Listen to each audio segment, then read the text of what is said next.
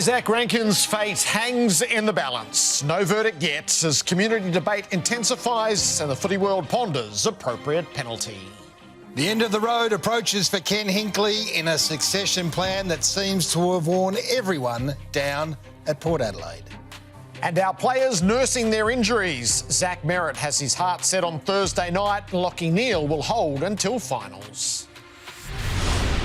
We've talked about is to step into it, embrace all of it. Get in the room and fix it. It's unedifying for a senior coach to do that. Err on the side of caution with the brain. Take the man off. They played the best footy I've ever seen at the start of the season. And if you'd said Brisbane lift the cup, I would have said, of course they do. It's the stuff that legends are made of. What is holding the ball? I don't think I could answer it clearly right now. I could do something wrong, and I need to go, and the board sacks me. The fans love it, and with no fans, no 360, right?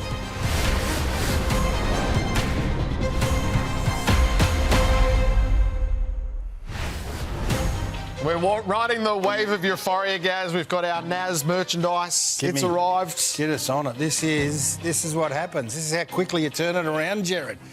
Last 3 days ago, the joint was going to get burnt to the ground. Now, the T-shirts are out and the $7 membership for 7 days sold 5,000 at about 8 o'clock this morning. Crashed the system. It is so good. I'm so happy for St Kilda. It's like when Chris Grant re-signed with the Bulldogs all those years ago, and that was 20 cents. This is $2 million, but it's still the same. We need a 20-cent story just to wrap around it. But it's great. And today, we're on radio, we hear it all, and you hear the excitement in the voice. It was outstanding. Outstanding. This is what we have lined up for you tonight. It is Players' Night. We've got the Isaac Rankine latest, Lachie Neale and Zach Merrett. Join us. Ray Chamberlain has been hard at work on the events of Saturday night where there were contentious moments aplenty. David Zito's sitting through the tribunal. A bit of real or overreaction based on Port Adelaide's succession plan. And then once we get to midweek tackle, Lauren Wood has the exclusive tonight. She has spoken with Jamara Ugle-Hagan about the shooting at Love Machine. So he has proximity to this. Close proximity, according to Lauren. This is a must-reader. It is. So she will tell you about that for all clubs, I would imagine. John Ralph Corbin Middlemas as well. And then tomorrow, our favourite pairing, John Longmire and Adam Simpson. Dane Zorko is going to join us ahead of game 300 and Libby Birch. We told you she's entered the author market. Give me your Tuesday favourite to get us underway. I'm going to Shannon Neale, the big boy from Geelong, and he's a big boy, Jared. Let me tell you this. He's as good a kick for goal as you would hope for in the game today, in my humble opinion. And Jeremy didn't get anything done in that game. It didn't matter because he just steps up. So you can't ignore him going forward, and clubs don't. Look at that.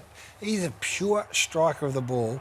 Saw him down at GMHBA in the flesh the other day. He is a monster and getting better and better and better. So they've got a beauty there, and he could be the breakout September star. Ooh, nice. What do you got? I've got Chloe Malloy, great friend of the program, great friend of ours here at Fox. She returned from her knee reconstruction, 12 months off the scene in the first round of AFLW, and she kicked 4 goals. Yeah. That was such an uplifting moment to start, knowing all that she will have been through to get back.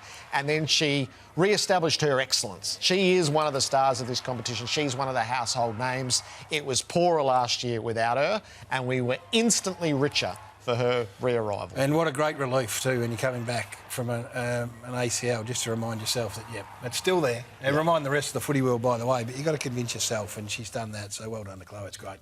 All right, let's get into the agenda. At the top of it, the stay-in proceedings. No word yet on the AFL Integrity Unit's investigation into the racial slur used by Isaac Rankine. Submissions and legal argument behind the scenes, one imagines, and the Crows await the finals fate. You can't say the players haven't been warned about it.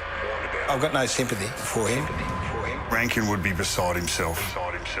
This has been the scourge of the competition for a year and a half now. It's going to cost his team, and it's going to cost his club, and it's going to cost him. This one's going to really stink. This is not sympathy for Isaac. This is sympathy for the Adelaide Footy Club. This is not sympathy for Isaac. Do you know how Isaac's travelling at the moment? Because I would have thought he's in a world of pain right now. He is. I spoke to him last night on the phone, and he's very remorseful, and he understands that he's made a mistake, and he'll accept whatever comes his way. I'll use this opportunity again to go back to our players and just say there's no place for it. And the ramifications are unbelievably significant. We cannot say this.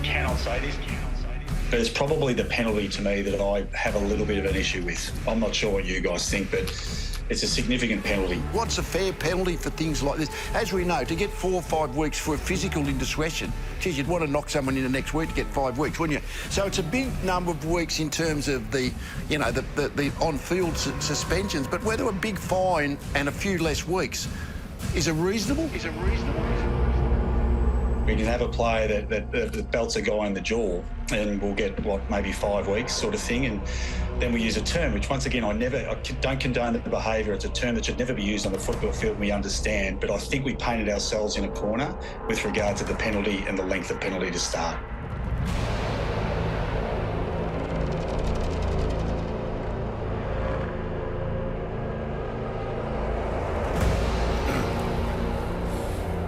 The ramifications of the decision on what remains of this season give you a little hint into the thoroughness of the process taking place, and undoubtedly lawyers are involved. It's a test of the AFL's resolve. This essentially is one of Andrew Dillon's foundation planks of his time in the job. Yes. He started this crackdown in Gather Round last year, and I would imagine in his mind he would have thought the severity of the penalty would have quashed the issue, but it hasn't. We've had repeat offences. And now that it's all about a premiership favourite on the cusp of finals and a star player, does the AFL have the resolve to follow through? Well, up to now, there's been no equivocation on it. So it's been one of those few times in this whole, world of tribunal and cases where there seems to be no wriggle room, save for the one game for a self-report. So we'll get into the issue in a moment. What are Adelaide trying to do here? So there'll be no handing down of any verdict today. They've spoken to everyone. We've heard, from his teammate Tex Walker talking about how remorseful he is, and I'd imagine he's going through a pretty difficult time right now. What are Adelaide trying to do here? Because there's no hearing, it's a legal submission which will go to, so no self-report but contrition, and can they make a resolute case around contrition? The atmosphere of the night and how Zach Merrett found himself in that position, what he was subjected to along the way, that saw him make that moment of misjudgment, and I guess a plea for mercy as well, given where we are in the season. So Adelaide would be derelict in their duty if they didn't go the whole way to try. Are they preparing this submission now? No, I think this would be with the AFL now. Okay. I think they would have done that today. Tell me this, do you think part of that would be along the lines of, 4 or 5 weeks of the home and away is equivalent to 3 of a final series and a potential grand final and premiership? I imagine they would try everything. Does it carry weight with you? No, it doesn't. There's no precedent for it in our judicial system. Nobody has ever been able to go to a tribunal and get a reduction based on a finals worth 2 games. There has the other way. The AFL have come back to us in years gone by and said, these final series are so big that you will get double penalty. So in the grand final, if you ruin the spectacle, and Alistair Lynch, this was the ramifications for that. Evening, Lynchy. If you ruin the spectacle of grand final day, you'll get hit with double. But it's never been countenanced that you can get less because a final is more significant than a home and away game. No. Oh, I think that's a slippery slope. I would argue it. Okay. I would argue it strongly. I'm not saying it'll get through, but 2 big finals compared to 2 mundane home and awayers. I don't know how you provide the framework, but I would imagine that's part of Adelaide's pitch here. If it's a 4 or 5 week penalty, it's at the absolute extreme end, which it's fair enough. I'm not, again, arguing for Isaac. I'm just trying to work out where the Adelaide Crows are going with So if I ran that more basically to an on-field issue, so in an elimination final, you ran through with a shoulder and you got 3 weeks for causing a concussion, could you get that reduced in a final series? That's why you're the host, Jared. I think it's a good point. Because that has even more significant ramifications on the player that you knocked out. Yeah, that's true. No, that's good. Where we are with the off-field, and this is where people are saying there's no framework. There is the AFL has a really clear framework here that they have established through basically case law. It's 5 weeks, and if you are able to show self-report, and I don't know what level of contrition the Jack Graham case was able to demonstrate, but the self-report clearly got him 5 to 4. So the starting point here is 5. Yeah. So the Jack Graham was on the basis that he self-reported voluntarily, and in the self-report, the contrition component comes into it. Now, Isaac didn't self-report. The contrition comes in, the phone call to the player, all of that. How much is that going to help him? I'm not sure, but they'll mount the case. It was interesting this morning. We are at the coalface of immediate flinch reaction from our football-loving supporters throughout, talkback radio, and it is still mixed in terms of the attitudes to this, to the extremity of a suspension of 4 or 5 weeks for what many deem to be, look, it's just a word, which I've gone past it and got my head around where we need to be at. But there's a lot of people out there that don't, Jared. So the view put forward by Damien Hardwick and Lee Matthews did have support, is reduce the number of weeks and increase the fine. You can't do that within this season. No. You might choose to reset in the aftermath. But I think that misses how resolute the AFL is to rid the game of this. And I suspect their disappointment that they haven't been able to do so. Now, whether it's naive or not, I think the level of penalty that they chose, they would have believed that the players would understand and modify their behaviour. And it would be surprising that they haven't. Yeah. This is the racial vilification that we fought so hard for as a code, to try and be leaders. And it's not to say we're going to get zero tolerance, because we know every now and then it'll raise its head. This is, for me, in the same category, Jared. And the education piece I came through with our Indigenous players is you don't know unless you've lived it. And you don't know unless you've lived this from a gay person's point of view. That was some of this messaging. And I'm not being all pious and, trying to lecture anyone on this, but trying to get to some certain level of understanding of the severity of people hearing that word, as opposed to those that are saying, oh, well, let's try and mitigate that down to two weeks and a big fine. I'm happy and comfortable with a serious suspension for this until such time as we get our head around the fact. I do think there is that element, whether you agree with it or not, everyone had fair warning. Yeah, this hasn't suddenly landed. There's no question about that. You can't argue you don't know. I mean, because that's been clearly pointed out. And if this is one of the rocks of which Andrew Dillon wants to, base his whole tenure, then good on him. That's not great news for Isaac, but if that's what he wants to do, then I support it. And it couldn't be a more powerful message if it does land here 5 weeks and it takes a star out of a premiership quest. Something that is maybe a little more graspable is what happens at our tribunal. Ollie Wines at the moment is going to miss Ken Hinckley and Travis Boak's farewell game, and it's fair to say the Port coach is not wrapped with that. I'm a bit pissy with the AFL on that one, to be honest. I'd like Ollie to be there on Friday night. Tuesday night's not over yet, is it? Maybe we can get him there. So they'll have this case heard shortly. All right, I asked you to have a look at this and just, have they got any grounds to come from? I can't see it, unfortunately, for Ken and for Ollie. He's falling victim to a rule that will no longer be here next year, and that is the 3 or none. So he's made contact, he ends up concussed, he elects the bump. I think that's worth half a week, Jared. Right. I think he should be made to sit on the bench for this half game and come on. But we know that's not going to happen. It's 3 or none, and that's a system that Greg Swan will deal with. So this time next year, or if that incident happens next year, you go 1 at most, or maybe, a fine. Yeah. Hands tied right now. The bulk of the contact is to the body, but that doesn't matter, as there is some contact to the head and it's left him with concussion. Yeah. So, unfortunately, I don't think he's going to be there, but we've been wrong before. All right, there is a case underway involving Alex Davies from the Gold Coast Suns, which has ramifications for his hopes of seeing finals action. David Zita is following this. David, welcome. Hi, Jared. Hi, Gary. How has this unfolded? Well, the Tribunal is currently deliberating at the moment, just ticked over 45 minutes, so hopefully we'll have a verdict very soon for you. Alex Davies and the Gold Coast Suns arguing that this was not rough conduct, and if it was low impact rather than medium. Alex Davies gave evidence and said that at this point in time he thought he could receive a handball. He eventually realised he couldn't and tried to get in between Angwin and Noah Anderson. He says he was bracing for impact rather than electing to bump. So it is that slippery slope again that we are dealing with. What is a brace, what is a bump, and what counts for what? He said he leaned backwards and dropped to his knees to reduce momentum and minimise the impact with Angwin. As I said, they've been deliberating for a bit now. Hopefully we'll have a verdict for you soon. All right, we'll be back with you then, David. Thank you. The furnace, well, that has burnt around Port Adelaide all year. It might be smouldering out, but the last day of Ken Hinckley along with Travis Boak is at hand. Let me down easy. We know you're going to give the best that you've got for these next 2 games. If you're on a board in 5 years' time and somebody says, let's go with a succession plan, honestly, what will you say? Depends if you got everything right. And we had everything right. You said round one, this is a disaster. Yeah, they've lived it, haven't they?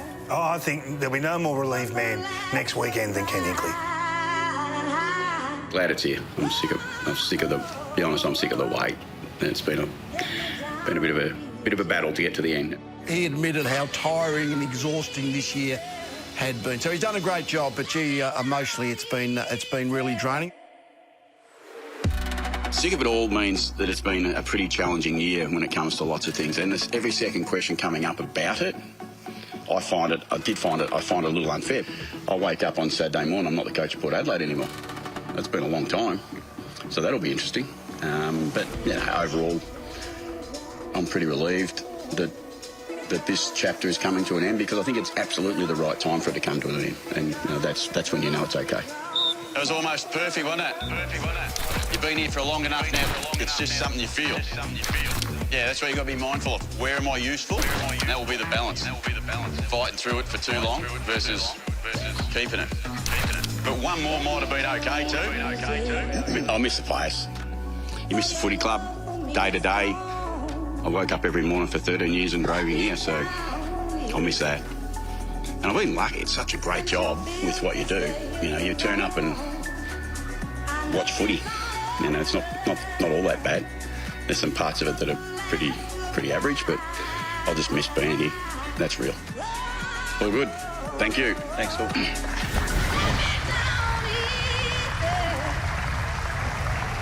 He has served with great distinction for 13 years at Port Adelaide. That comes to a close on Friday night against Gold Coast. You foretold this on our very first show together, Gaz, is how this would unfold, and I reckon to a word that is what has happened. Real or overreaction, the succession plan has failed. Oh, no question, it's failed. And this is our last time of reflecting, because it's our job to reflect on this, and then we celebrate a man who's done an outstanding job. I think he's been a great advocate for the game. Port Adelaide have been wonderful for him. He's been wonderful for them right up until this last year. I think it's been a monumental failure, Jared. You can only have, when it's not the coach's idea, you can only have one senior coach in the joint at any one time. That is clear. And if the Port Adelaide people are looking back on this and can come to a different conclusion, I'd love to hear how they could get to it. So this great competitor, this great emotional warrior, has had to oversee a year where they've had their worst ever year for points for and against, worst ever year for points from turnover. These are the measurements that he would count. Contested possession, which their heart and soul says there wasn't quite in it, that's their worst ever under Ken Hinckley. Worst ever clearance result, worst ever inside 50. So the board, the question to you, with all of this information in hand, do you think it's worked? Do you think you've treated him with the sort of compassion that you should have treated a man who's given you such great service by saying, look, you're not coaching us beyond next year, but you're going to stay for a year, and that bloke there is going to be the senior coach, and he's going to look over your shoulder. If you come to that conclusion, good luck. So one pope, one president, one coach. One coach, Jared, at a time. That's what I'm thinking. For you, it's been really unfair on Ken. Yeah, that's real. It's been torturous, I suspect, and Ken's too good a man for his club and he's too loyal within his job to give any more than just a hint of that. But there's been a hint of it over the past 4 or 5 days. Yeah. I do think there are 2 commandments, I reckon, when it comes to a club and their coach. Thou shalt not expose the coach to unnecessary scrutiny, and thou shalt not undermine the coach. And they breached the second of those. They undermined him in February. I think they didn't fully grasp, and maybe they still don't. It'll be interesting in hindsight. They replaced the coach in February. They did. I think they thought they were going to do the right thing by everybody and see him off. No, they replaced him in February. And once you do that, replace him. When you make a decision, make the decision. So you're not our coach. What if I win the premiership? You're not our coach. He's our coach. And you have a year like you've had, it ain't happening again. It's a cautionary tale, I think. Port must find the emotional trigger on Friday. Well, Ken will. I'll guarantee you that. So Ken will find it in him to get himself up, because he's a very invested, emotional coach, and we've watched it and loved it, and sometimes we've looked at it and thought maybe it's gone too far, but in the most part it's held him in great stead. So he will find the triggers to pull emotionally, and then we will all sit back and watch to see whether these players can respond one more time. No question he'll find. They'll do it with a hellishly undermanned team by the looks of things too. Indeed, against a team playing for everything. For you, Ken will be in demand. Yes, yeah. I suspect a whole lot of clubs could see a role for Ken Hinckley and would be enriched by having him there. But he is a coach to the studs of his boots, so that is part of it as well, is how do you fit him in at his absolute core, and he's done it for 30 straight years. He's done it from small towns to the big league. He is a coach to the core of his being. Is he going to be a coach still? I don't know the answer to that. What do your gut feels? I think he will probably at some point get tempted with it. I imagine the quicker jobs he'll get offered are higher up and guiding coaches, which might suit him really well at a certain phase in his life. But the inner coach in Ken will never be fully quelled. So what will that end up leading to? Fun to watch. I hope they see him off in grand style. Port Adelaide people should. Yep. They should pack that joint out because he's been there through the good and bad, and that man there is playing his last game. So you got two of your modern day heroes. See them out in style. Yep, we're a fabric night for a footy club. Our players are about to join us. Lachie Neale on the injured list at the moment with his eye toward the first weekend of finals. And Zach Merrett, can he get there for Thursday night with the broken hands?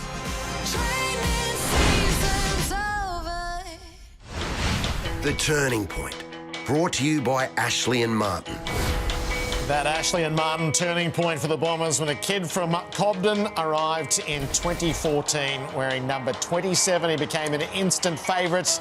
His leadership qualities immediate, enhanced and called upon through all sorts of times at the Bombers. A week after surgery on a broken hand, Zach Merrett prepares for game 250.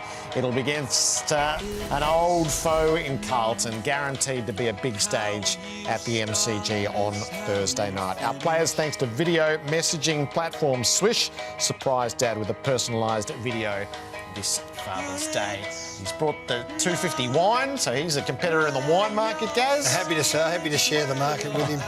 And Locke's bobblehead there from Premiership Day. Zach Merrett, it's great to have you back in the studio. Welcome. Thanks for having me, guys. Lachie Neale, welcome back to 360. Thanks, Jared. Gaz, congrats on 250 as well, Zach. Great achievement. Thanks, mate. All right, health reports first. How's the hand? Yeah, no, it feels good. It was instantly knew straight away against the Cats that it was broken, into surgery a few days later and recovering really quickly. So looking forward to Thursday night. Got some hardware in there? Yeah, it's amazing what they can do these days. I was obviously a bit nervous going in, not knowing how it would recover, but it's healing out really quickly and was able to do some ball work yesterday and felt fine. So we're watching the incident here. You said you knew straight away? Yeah, instantly knew. I think Redders must have been calling for a handball. I was about 25 out. I didn't back when he kicked that far, but yeah, I said straight away I think it's broken, and I think he thought I was joking, but yeah, after the game straight away, when the doctor was playing around with it, there was a little crack in there, so yeah, it's healing up quickly. And quickly was the surgery the next day? No, I was in Monday, so all weekend I was sitting there with a broken hand, which wasn't much fun. I was trying to get the surgeon off the Oz kick oval from umpiring his son, but couldn't get that into the surgery room. So Monday morning done, and then yeah, watched the boys Friday night in the box, which was exciting in a close game, but keen for Thursday night. So will you have a cover on it, or how will you go about it Thursday night? Yeah, I've got a little guard to protect the scar, but the actual bone's fully strong and healed. So yeah, I've absolutely no worries about going out there and playing, and yeah, maybe a glove. I'm not too sure just yet. Okay, all right. Milestone in a minute. Look, how's your quad? Yeah, it's coming along pretty well. It's a different injury. I've never had anything wrong with my quad before, so just managing my way through that. It wasn't a normal strain, so it's a little bit different for everyone, myself included, but also the strength and conditioning staff as well are sort of working their way through this one as well, as it's a little bit unusual. I think they call it a degloving of the rec fem. So yeah, still a couple of weeks away. Were you surprised when you had the scan, what it turned up? I was. I think a quarter time I went to our head physio, Luke Light, and said that I'd done my quad. I remember I socketed a ball off the ground with about 40 seconds to go in the first quarter, and just before that I think I must have overstrode and felt that go. So I knew that it was going to be, I thought it would just be a strain, and I honestly thought that I'd get up for the next week and be fine. Sometimes players can play through some of those things, but the scan was a little bit worse than we first thought, and yeah, I ended up with a fairly lengthy stint on the sidelines, which has been very frustrating. You played, from memory, did you play the game out? Yeah, I ended up playing with it for 3 quarters, and knew it was there, but was able to get through and function quite well. And the physios, after seeing the scan, were pretty surprised I was able to function with what it was. But I think I was pretty lucky that the injury wasn't as bad as what it could have been, and I could have done a lot more damage having played through it. But luckily, it's my season's still alive. Are you on a tight timeline for the first weekend of finals or a guarantee? Depends who you ask. If you ask me, it's a guarantee. Yeah. But yeah, we'll see how we go. There's still a few boxes to tick, but I'm not a big advocate for the pre-finals bye where it is, but this year I'm very thankful for it. I love today that the Brisbane boys were out trading in their junior jumpers, which I always think is a fantastic thing. Take you back to your roots. And there's Huey McCluggage going back to his Ballarat days, and I'm just looking through. I think that's Brighton Grammar. I'm trying to work out what Lachie's going to roll with here. It's good to see some country Victorian. He's got no, just gone with the rig out, Lock. Come on, man, what's going on there, son? Yeah, I know. I probably should have had a top on, shouldn't I? I forgot my Kybe Tigers jumper today, and Charlie Cameron gave me a WA Guernsey, which I wore for the first sort of 5 or 10 minutes, and I thought, this isn't a good look, so I better just take it off and go shirtless today. It's better than wearing a WA jumper.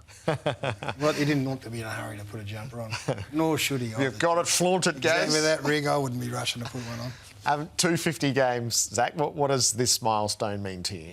I haven't really had any time to reflect, to be honest. I was hoping it was going to be last Friday night at Marvel against the Saints. I had that planned all season long, and then throw a spanner in surgery in my hand. I haven't really had a minute to think about the journey so far. I've no doubt, in 8 days' time, when our season finishes, that I'll have a couple of wines with mates and family and friends and reminisce a little bit. But I think, as Lachie would attest, when you're in your career, you don't really reflect too much. You're always looking forward and how to improve and how to get better. And no doubt, watching finals footy again from the sidelines is going to spur me on and motivate me to get back to work pretty quickly. So, it feels a bit surreal. You're in a hurry to get your team better. We've celebrated that with you throughout the year. It's been a tough year.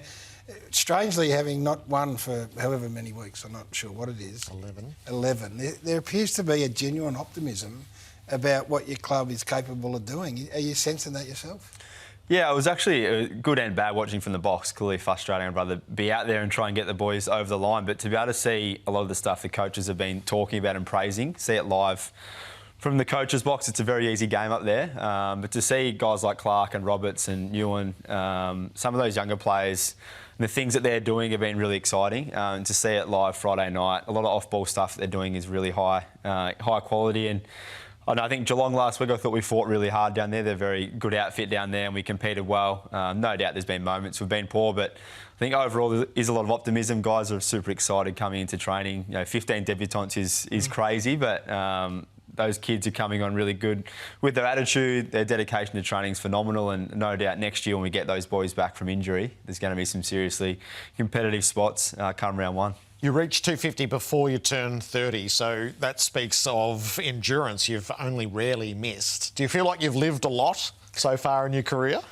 Yeah, I definitely feel like my journey has been, as everyone's is different clearly, but I think mine's been very unique with a lot of different senior coaches, the back end of Asada, guys getting suspended and then going through a few more coaches. Obviously everyone went through COVID, but it's been unique to be there now. As I said, it doesn't really feel real. I look around our honour boards around the club. I think there's 14 or 15 other players that have played 250 games in our history over 150 years. So to join those names is going to be a bit strange and not embarrassing, but it feels a bit surreal just to be up with those guys. You shouldn't be embarrassed in any way, shape or form. There'll be a lot of Essendon fans watching. There's some good news too. Some optimism continues with a young man that I've spoken about a bit in recent times, Archie Roberts. What can you tell us?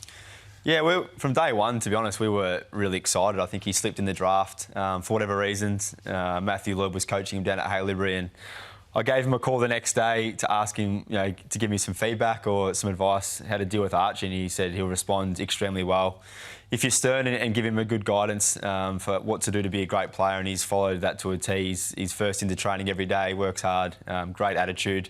Ideally would have been sort of the 6th or 7th defender picked throughout the season and could develop and grow, but he's been probably our first pick defender for large chunks, and he's been outstanding with his leadership, very calm kid, very competitive, and just wants to get better. So he's certainly leading that resurgence of those sort of 10 or 12 young players at the moment.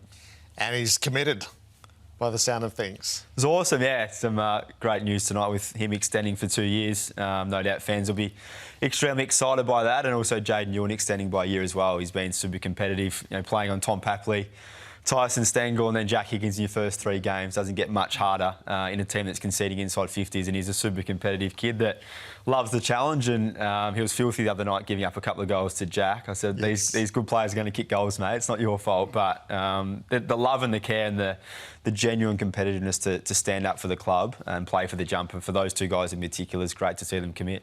Lachie, you've got Dane Zorko, who reaches game 300. He's going to join us tomorrow night. Is a well-recounted and quite marvellous story. What would you share, having observed him up close for a fair few years now? Yeah, I could probably share a lot, which I won't, but he's just a fiery competitor, which you see on the field. He's a bubbly personality around the club. He obviously captained the footy club through a pretty rough patch and then guided us into a really good patch and a good team. So really proud of Zorks. He's had a different journey. I think he was 23 when he first played AFL. So to reach 300 games after that late start is incredible. And I have so much love for him. And Charlie Cameron plays his 250th as well. So spewing that I won't be out there with both of those guys. But Zork sort of epitomises the rise of our group, and yeah, I'm stoked for him. And All-Australian last year, he just keeps getting better and better, and I'm sure he'll be in the mix again this year. It's sort of revitalised his career going half back, and can't see why he can't get the 350 the way he's going. It's an incredible story, and I'm sure he'll tell you some good stories tomorrow night. He's a very popular figure and can tell a great story. What'd you make of it? You sat at home, you watched from the couch last week against Fremantle. They were, first-hand look, they were outstanding. Got a really assured look about them, and the irony is that they've had a bit of an up and down sort of back half of this year. Yeah, it was once again frustrating to watch. I think at the start of the game, my wife was about to send me to the pub or something to go and watch. She didn't enjoy me being on the couch with her. I was carrying on a little bit in the comfort of my own home. But, yeah, I thought the boys started great. Freo came back a bit in the second quarter, and then from there, the way we steadied in a pretty hostile environment, a full house, an emotional Fremantle and their crowd with obviously Fifey, another superstar, finishing up at the end of the year to go over and get the job done. We seem to rise to those occasions. We've done it on a number of occasions this year with Geelong, I think, away, Hawthorn away, Collingwood away. So hopefully we can bring some of that form to the Gabba. That's been a little bit hit and miss this year. And as you said, it sort of sums up the back half of our year. We've sort of gone win-loss, win-loss, win-loss, I think, the last 6 weeks. So hopefully we can win a couple in a row and hit finals in some form and bring some of that energy. And the way the boys got around each other on that away trip, we just need to bring that to the Gabba, and hopefully we can knock off the Hawks on Sunday night.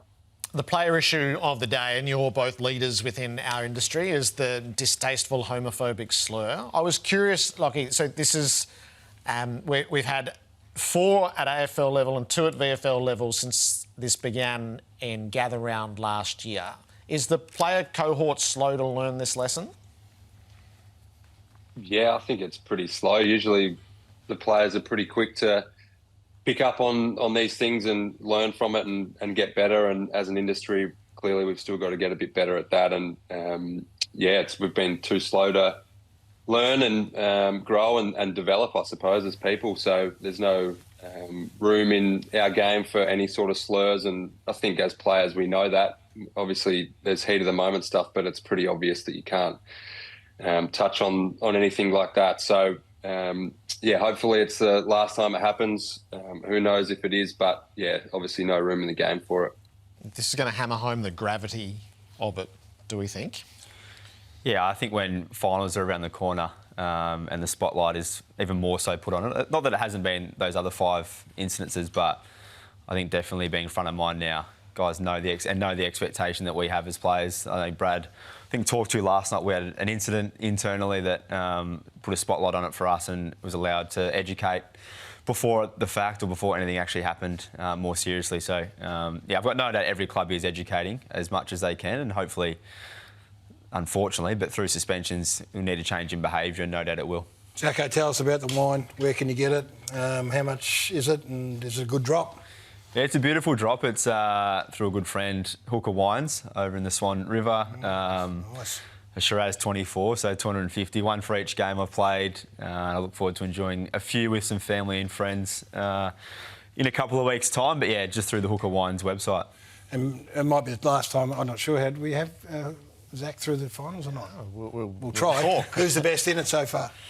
Yeah, I get asked this question a lot, from my morning coffee run and barista to people walking past in the street. I still think, and not just because Lachie's here, but I think Brisbane's absolute best is still the best in the comp. Now, clearly the comp is even in that top 9, and anyone on their day or within their half can win the game. But I think Brisbane's best is still the best. And I think just behind that would be the Crows.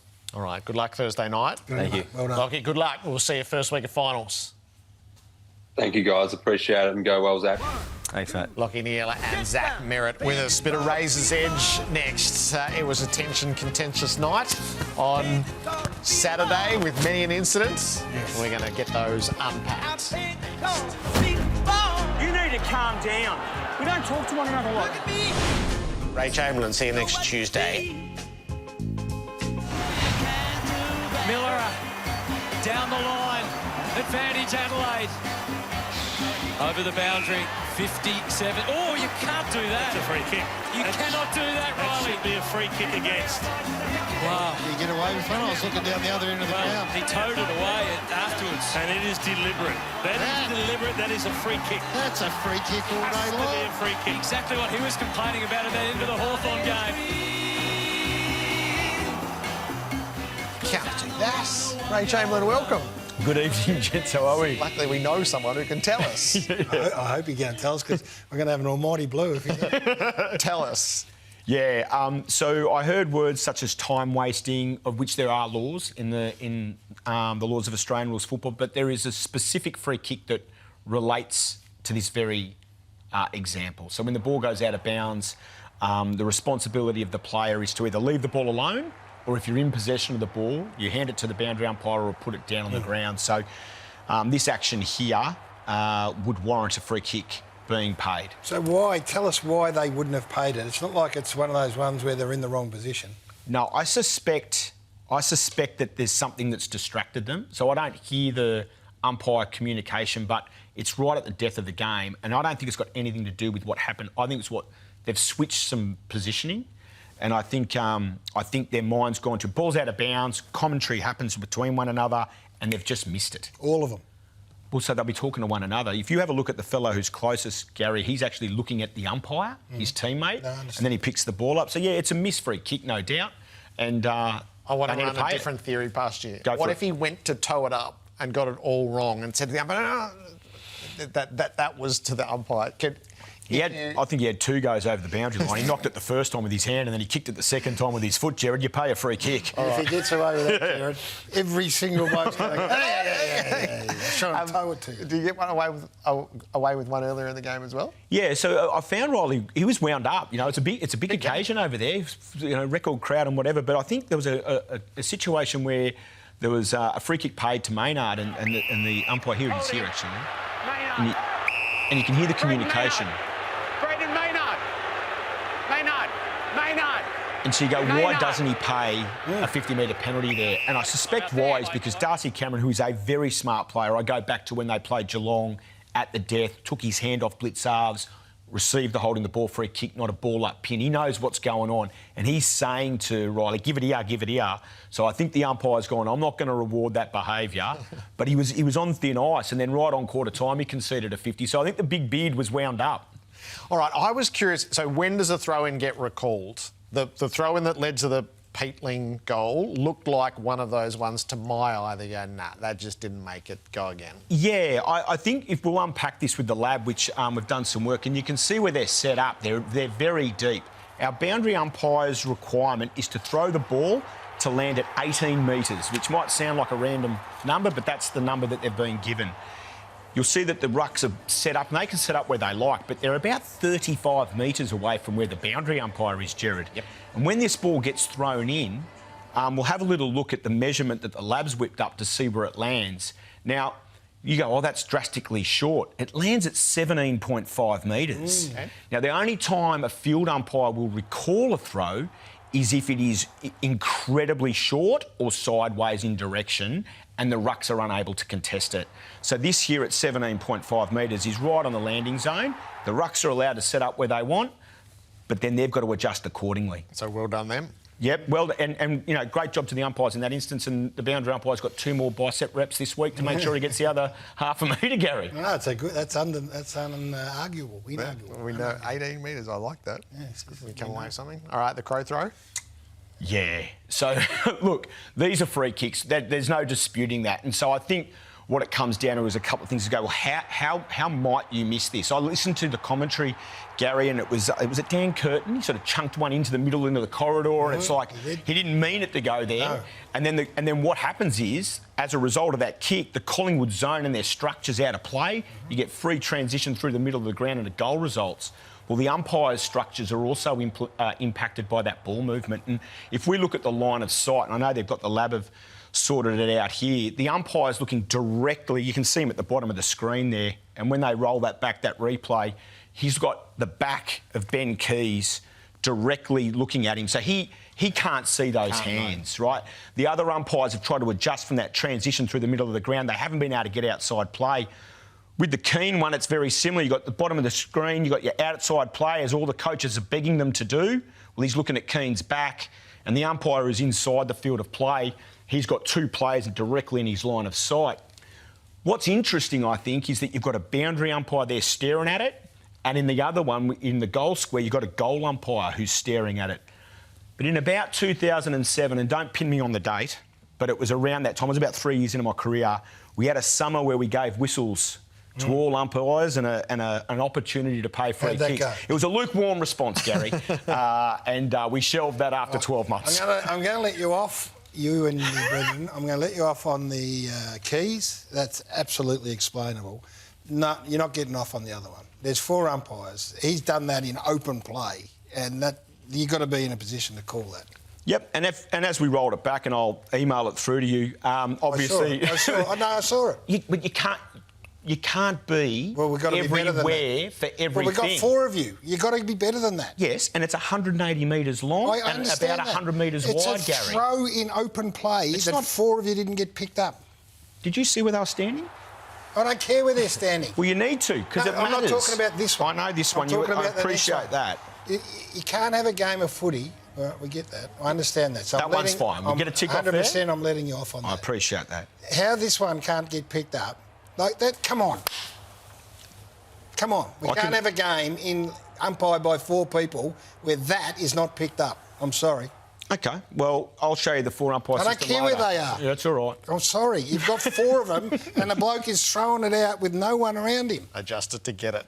This throw. The evolution. And so a little bit of this is the players are emboldened to take their chances because of what we did with either the actual law or the interpretation, where you used to have to do this, and now it's enough to do this. So historically, the ball needed to be projected off the ball-carrying hand by the fist. Like, that is where the power came from, and that's what moved the football.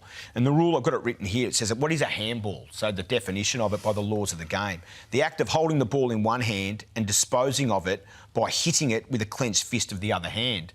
And so from the interpretation and application perspective, you can move the ball with the ball-carrying hand. You've just got to catch up and get a snicko on it with the other hand, and that's play away, no free kick, as opposed to propelling the ball off the ball-carrying hand with the fist. So that point of difference is really interesting when you go back and look at Keys, who threw the ball but almost caught up with it with the other hand. So you can see where this as you say, emboldens the player who wins the football to potentially get a bit creative with the way in which they dispose. Give us an example when you caught a player red-handed. Sam Mitchell, who's got the fastest hands that I've ever seen in football, let alone kicking off both feet and doing whatever. And he didn't. I was in a position I probably shouldn't have been, to be fair. And he did a little throw, and I was looking straight at it, so I paid it, and he just went.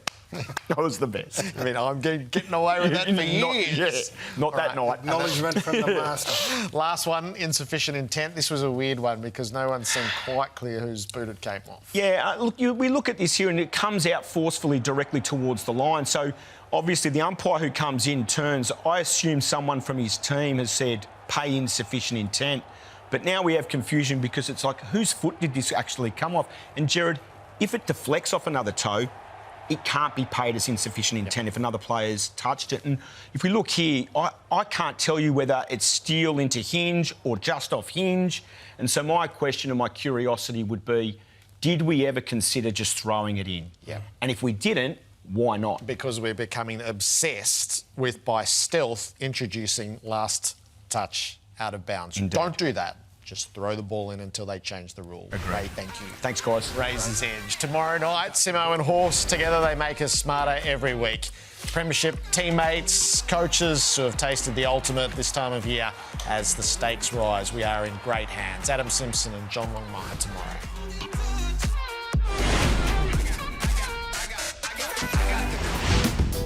Oh, so close. That there is so dangerous. Alex Davies, if that was Brady Rawlings, he would have hit the nose for sure. Evening, Brady. That'd be going well. Coach, you got here early. We haven't even got a microphone for you yet. Just wondering how you're going to handle it without these two next week. It's a tough one too, because you'll notice he's got a 35 on one cheek. His favourite player is Nick. We made him almost half barrack for Collingwood, but maybe there's a bit of karma coming back to him.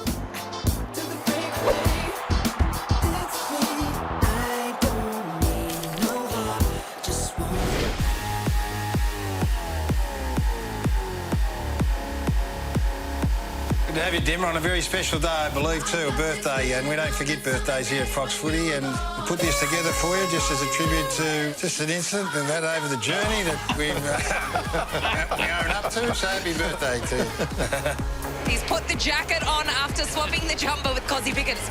Running a bit of a dad bod as well, so I want to cover it up.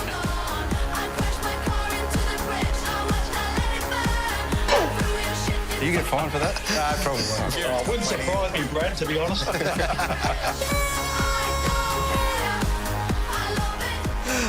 the fun and games. Midweek tackle, Lauren Wood is unmissable in a couple of minutes' time, or in a few seconds' time. That's all our merch as it's been gathered tonight. Let's just check in at the Tribunal and see how things are going. David Zeta. Well, Alex Davies has had a success of sorts. He's had his ban downgraded to a fine, so medium impact down to low. He's free to play in one of this round's games for the Suns against Port Adelaide, and obviously a great result for them. So the Tribunal found that Davies took clear measures to minimise the impact to Angwin and that he suffered no injury, and the vision shows that his actions leading into impact significantly reduced the force of impact and reduced the force and the potential for injury. So he is free to play this week. Ollie Wines is having his hearing now. He's trying to get impact downgraded from severe to high, so it would still be a two-match ban, but they are arguing exceptional and compelling circumstances. His good record, as well as the fact that this is a pretty significant game with farewelling Travis Boak and Ken Hinckley, so that case is still ongoing. All right. Well, that'd be interesting if they're successful there. Yeah, that's a good bloke. Got Charlie And off. it's a big occasion. I want to ride in the Melbourne Cup. Let me off. Dane Zorko tomorrow night. Can't wait for the Zork. All right. Lauren Wood's got the story of the night on Midweek Tackle.